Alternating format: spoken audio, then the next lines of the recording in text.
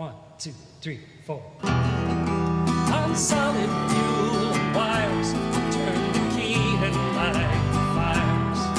We're leaving Earth today.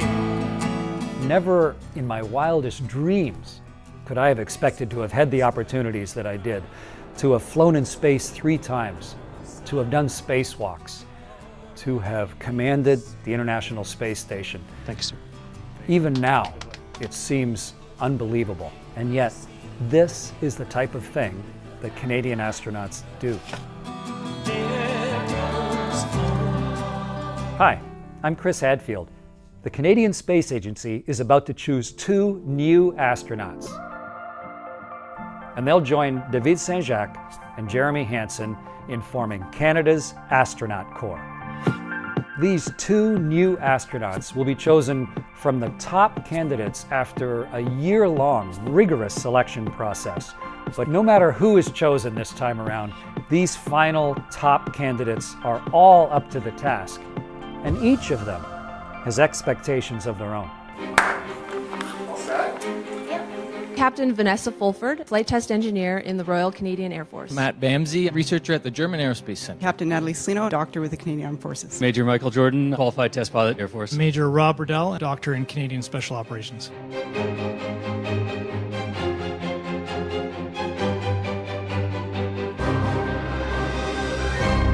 But it couldn't pick a better spot. When I was growing up, we were just at the tail end of the moonwalks.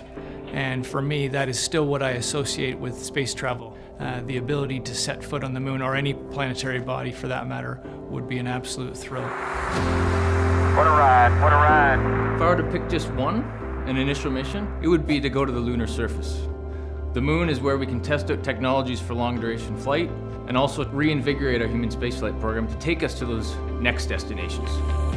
I love the idea of what it would be like to be standing on the moon and looking back on Earth. But there's also the reality of what a mission to the moon might provide for us as far as research and development for sustaining life and expanding our human presence beyond Earth.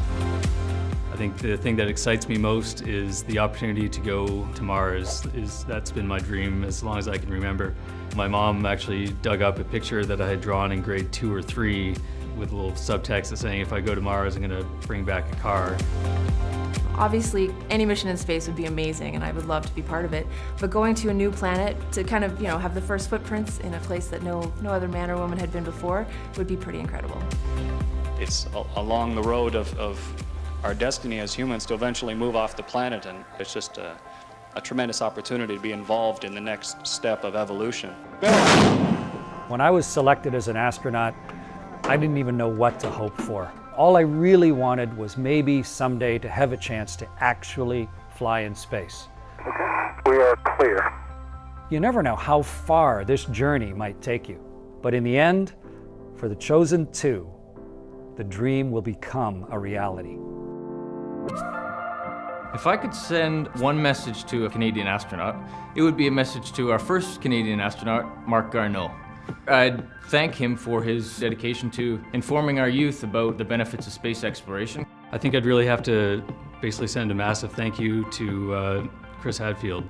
His presence and his composure in the light of all the amazing things he was doing, I thought was a real inspiration. Jeremy and David, if they can start working on my first mission to the moon, that would be fantastic. I would want to send it to Julie Payette. When I heard about Julie Payette becoming an astronaut, that blew the glass ceiling off. And I want her to know the influence that she had on me. I would actually choose all the Canadian astronauts, and I would say thank you to them for all they have done to represent Canada.